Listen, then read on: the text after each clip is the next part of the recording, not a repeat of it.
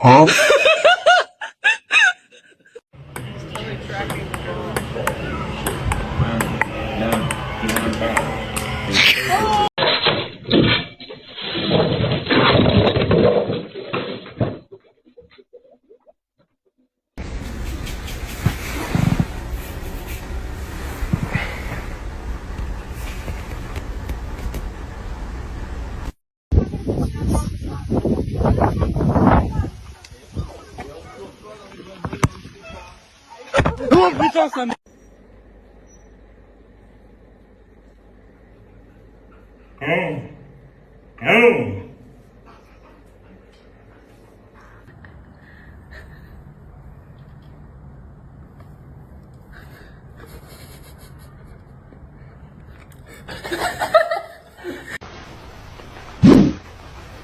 Huh?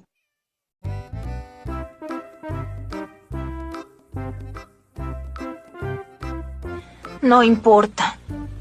A donde vaya, Chucky me encontrará.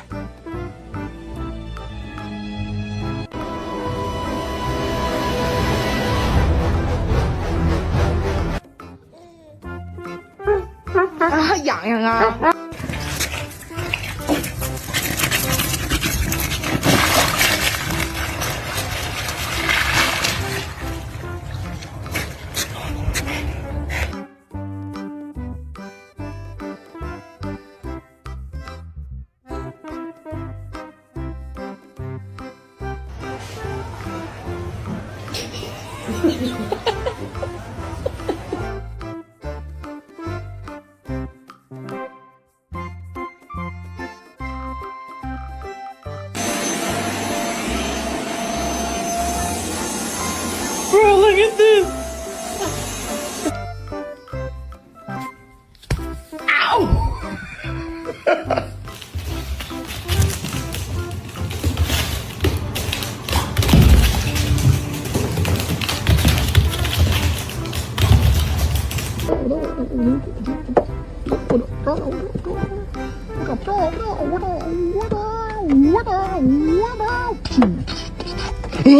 You already know, it's that boy Coco birthday, you heard? You got my boy a little son, a little celebrity friend, you heard?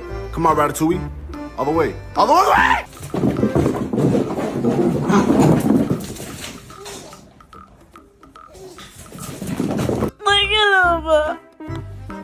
Look at him.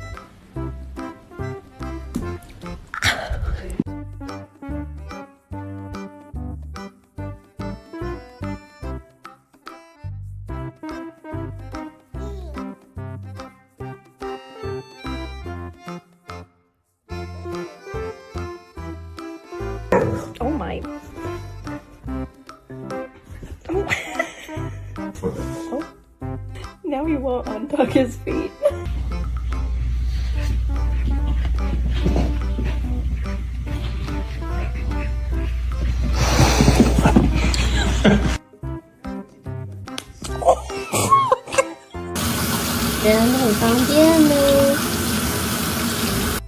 Hey, Siege, can I partake of you? You sure can. Well, thank you. I'm about to come and partake all of you right now. Oh, planter's nut. I think I broke my...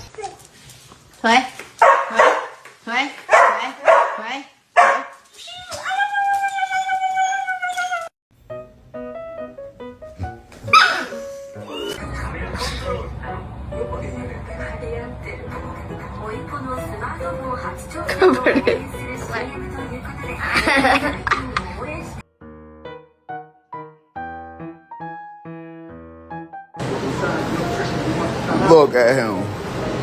Bone Thug.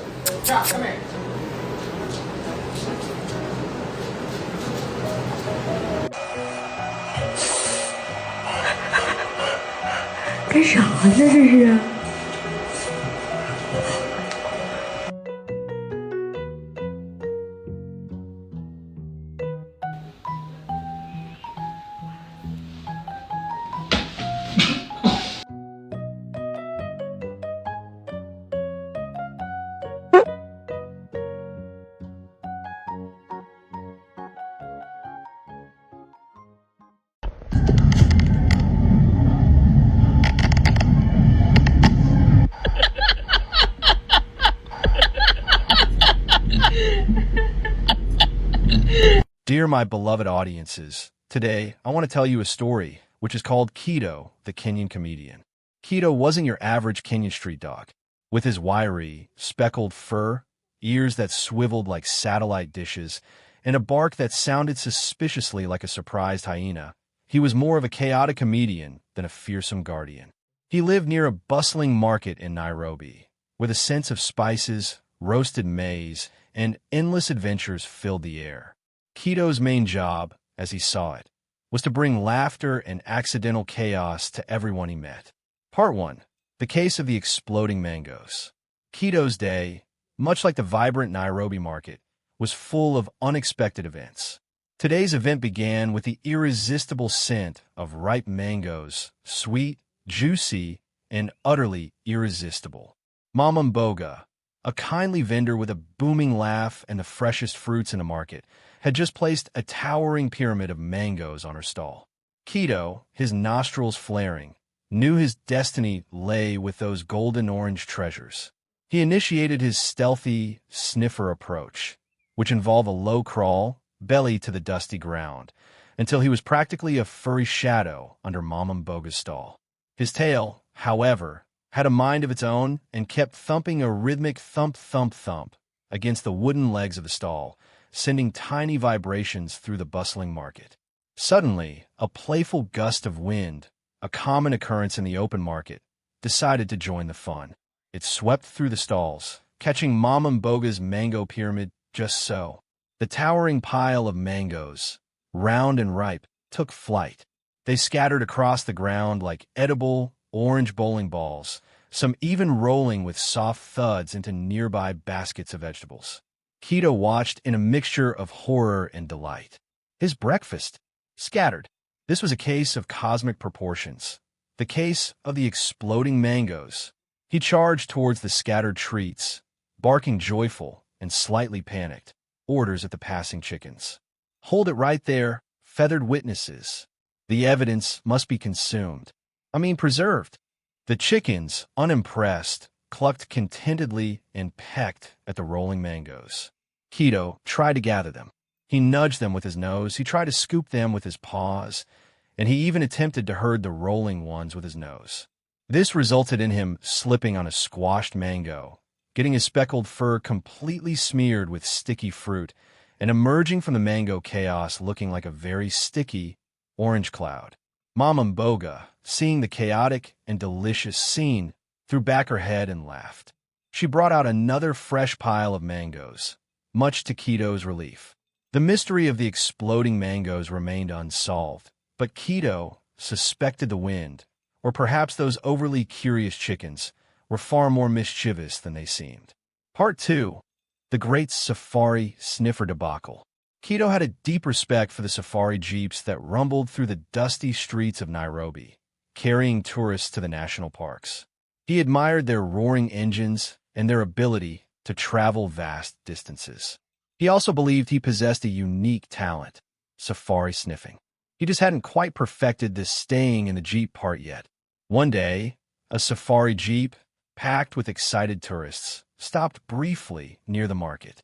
They were taking photos, distracted by a brightly colored bird. Keto, seeing his chance to demonstrate his safari sniffing skills, decided to assist. He approached the jeep cautiously, took a deep breath, and, in his best safari guide bark, let out a series of booming yips, punctuated by dramatic sneezes as the dust tickled his nose. He believed he was conveying important instructions. Tourists, my dear, the path ahead is clear. Spot the lions, and perhaps share some biltong later. The tourists, however, interpreted this as a very loud and intrusive attempt at conversation. They looked at the barking dog, then at each other, confused. Keto then tried to leap into the jeep, hoping to get a better view of the safari trail, but the jeep was too tall. He ended up jumping repeatedly, his short legs flailing in the air, looking like a furry, speckled spring. He tried to climb the tires, but they were too big. He even attempted to lick the rearview mirror, hoping to get a clearer view of the safari map, but the mirror remained clean. Finally, in desperation, he barked at the driver, hoping to convince him to open the door. The driver, however, simply smiled, started the Jeep, and drove off, leaving Keto in a cloud of dust. A local boy, seeing the one-sided safari guidance, chuckled. "Keto," he said, patting the dog's dusty head. "Some safaris prefer quiet observation to loud advice." Keto, still convinced the Jeep was just being stubborn, gave the disappearing vehicle a suspicious glare. Part 3. The Eagle Eye and the Tourist Treasure. Keto loved going with the market vendors when they ventured into the surrounding hills to collect firewood. He loved the fresh air, the scent of the dry earth, and the occasional dropped piece of roasted goat meat. One day, while trekking near a particularly rocky outcrop, Keto spotted a tourist looking very distressed. The tourist, a kindly man with a wide-brimmed hat, seemed to have lost something important. This was the tourist's treasure hunt.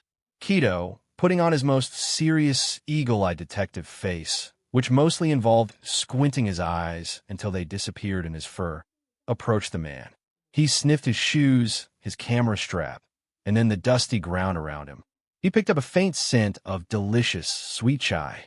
He followed the scent, his tail wagging with determined focus, scrambling over rocks and through patches of thorny acacia trees. He barked at a passing warthog, thinking it might be a suspicious character, and even tried to interrogate a silent, ancient baobab tree, which, predictably, offered no clues. The scent led him to a small, hidden crevice in the rocks, where he found a tiny, sparkly object. It was a silver key, shaped like an elephant, and it smelled faintly of sweet chai. Keto, with a triumphant bark and a slightly squished ear from squeezing into the crevice, picked up the key and trotted back to the distressed tourist. The man's eyes lit up when he saw his key. "Oh my goodness! My locker key! Thank you, thank you." He hugged Keto tightly and, as a reward, pulled out a small cup of sweet, milky chai. Keto's eyes widened. Chai! This was the best reward a Kenyan comedian could ask for. He lapped up the chai, his tail wagging furiously. He might not always understand humans, or chickens, or even safari jeeps, but he understood the universal language of a well-earned treat. And that, Keto knew, was the greatest mystery of all on the vast, funny plains of Kenya. If you like this video, please leave a like and a subscribe. It will really help our channel grow. But if you don't like it, then just skip it, and don't forget to check out our other videos. Thank you very much and goodbye.